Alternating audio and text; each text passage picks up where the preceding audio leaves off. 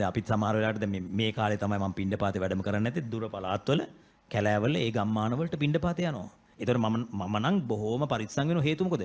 මම නිකන් යටින් බලනවා මේක මොකාට දෙන්නේ කියලා. ඒ කියන්නේ මේක පරිස්සම් කරගන්න එපා උපාසකම්මා.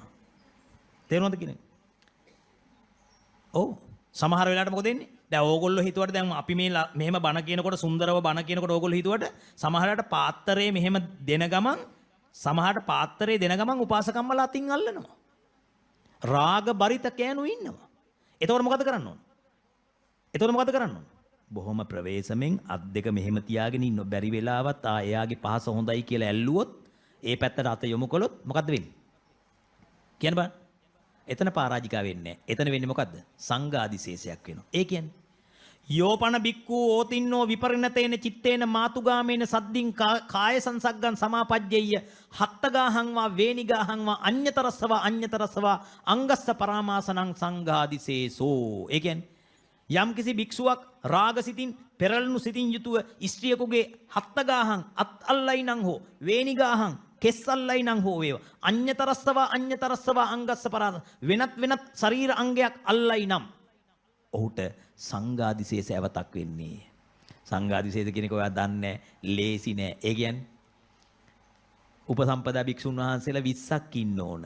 ගිහිල්ලා කියන්න ඕන මොකද්ද? සුනාතු මේ භන්තේ සංඝෝ අහන්න ස්වාමීනි සංඝයා වහන්ස අයං අරිය දස්සනෝ බික්ඛු මම අරිය දස්සන භික්ෂුව වෙමි මම ගෑණියෙක්ගේ අතින් ඇල්ලුවෙමි.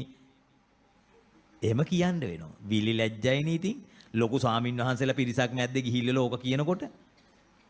ඒ නිසා බුදුහාමුදුරුවෝ අපිට කියනවා මොකද්ද? කාන්තාවකගේ අතේ පිරිත් නූලක්වත් ගැට ගහන්න යන්න එපා. ඇයි?